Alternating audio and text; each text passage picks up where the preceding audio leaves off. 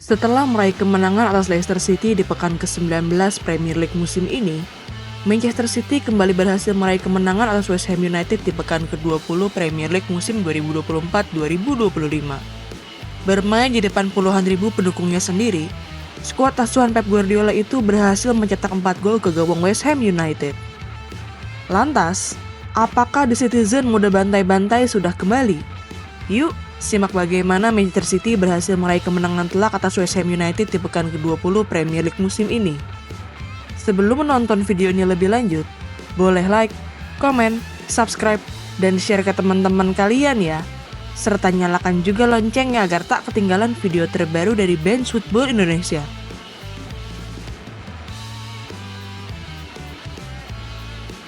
Meskipun masih bisa belum diperkuat oleh beberapa pemain pentingnya termasuk sang jenderal lini tengah Rodri yang harus absen hingga akhir musim, Pep Guardiola memutuskan untuk kembali memainkan skuad terbaiknya saat menjamu West Ham United. Hasil-hasil buruk yang diterima oleh The Citizen dalam 2 bulan terakhir membuat pelatih asal Spanyol itu tidak lagi melakukan eksperimen dalam mengubah posisi para pemainnya yang berakibat fatal. Untuk menghadapi West Ham United dalam pertandingan yang dimainkan di Etihad Stadium, Pep Guardiola kembali memainkan formasi 3-2-4-1 andalannya untuk membuat Man City tampil sangat menyerang.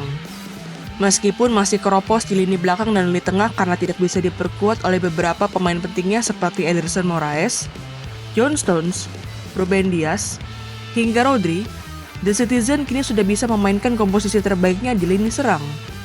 Para gelandang andalan Pep Guardiola seperti Bernardo Silva dan Kevin De Bruyne sudah kembali dimainkan sebagai starter di posisi gelandang serang yang menjadi pusat kreator serangan Man City. Sedangkan untuk melakukan serangan dari sisi sayap, The Citizen kembali mengandalkan duo Savinho sebagai penyerang sayap kiri dan Phil Foden sebagai penyerang sayap kanan. Tidak lupa, Pep Guardiola juga memutuskan untuk memainkan sang penyerang andalan yakni Erling Haaland sebagai penyerang tengah.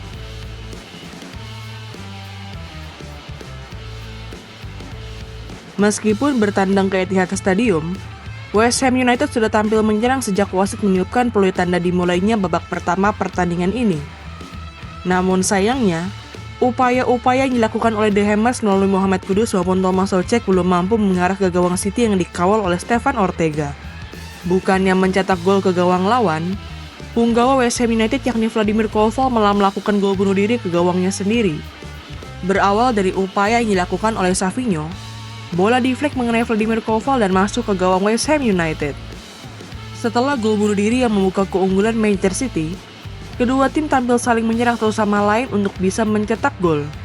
West Ham United yang tertinggal terus berusaha menekan pertahanan tim tuan rumah dan melepaskan berbagai upaya tembakan melalui Mohamed Kudus, Lucas Paqueta, maupun Niklas Füllkrug. Sama halnya seperti The Hammers, para punggawa The Citizen seperti Savinho, Phil Foden, Bernardo Silva, hingga Rico Lewis saling bergantian untuk melakukan upaya tembakan ke gawang West Ham United yang dikawal oleh Alphonse Areola. Hingga akhirnya, gol yang diharapkan oleh Pep Guardiola maupun publik Etihad Stadium itu kembali datang di menit ke-42. Memanfaatkan umpan matang dari Savinho, Erling Haaland berhasil melepaskan sundulan yang menggandakan keunggulan Manchester City. Golnya ke gawang Alphonse Areola itu membuat Erling Haaland sukses mencetak gol dalam 2 pertandingan secara beruntun, setelah penyerang asal Norwegia itu sempat absen mencetak gol selama 4 pertandingan di semua kompetisi. Tidak ada tambahan gol hingga wasit meniupkan peluit tanda berakhirnya paruh pertama pertandingan ini, dan skor 2-0 untuk keunggulan Man City bertahan hingga turun minum. Sepanjang bergulirnya babak pertama pertandingan ini, Manchester City berhasil mendominasi pertandingan dengan mencatatkan penguasaan bola mencapai 58%, berbanding West Ham United yang hanya mencatatkan penguasaan bola sebesar 42%. Sedangkan dalam aspek shoot, tim tamu lebih unggul dibandingkan tim tuan rumah. West Ham United mencatatkan 7 shoot, berbanding dengan Manchester City yang hanya melepaskan 6 tembakan. Namun dalam aspek shoot on target atau tendangan yang mengarah ke gawang lawan, The Citizen lebih unggul dengan melepaskan 4 shoot on target ke gawang West Ham United yang dikawal oleh Alphonse Areola. Sedangkan West Ham United tidak melepaskan satupun shot on target. Memasuki babak kedua pertandingan ini, West Ham United masih berusaha untuk melepaskan upaya-upaya tembakan ke gawang The Citizen. Namun sayangnya, usaha yang dilakukan oleh Summerville, Mohamed Kudus, hingga Vladimir Koval belum mampu untuk membuahkan gol bagi The Hammers.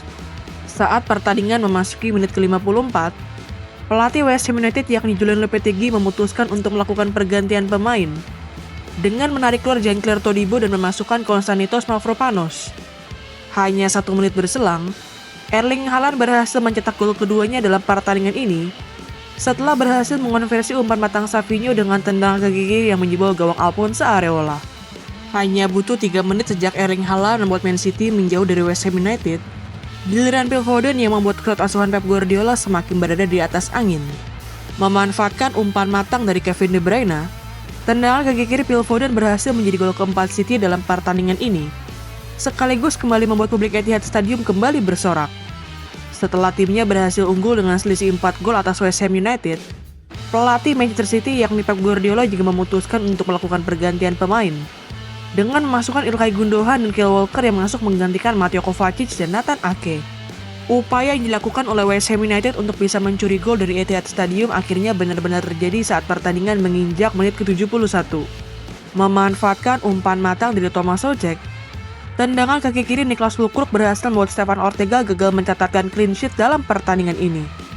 Saat pertandingan memasuki menit ke-80, Pep Guardiola kembali melakukan pergantian pemain dengan menarik keluar Savinho untuk memainkan James McAtee. Keunggulan telak yang sudah dimiliki oleh timnya membuat pelatih asal Spanyol itu ingin memberikan menit bermain kepada James McAtee yang merupakan salah satu pemain muda berbakat City. Meskipun demikian, Manchester City yang bermain di depan puluhan ribu pendukungnya sendiri terus-menerus mendapatkan tekanan dari West Ham United. Alhasil, Pep Guardiola kembali memutuskan untuk melakukan pergantian pemain dengan menarik keluar Erling Haaland yang digantikan oleh Jack Grealish. Tidak ada tambahan gol hingga wasit meniupkan peluit panjang tanda berakhirnya pertandingan ini, dan Manchester City berhasil meraih kemenangan atas West Ham United dalam pertandingan yang dimainkan di Etihad Stadium.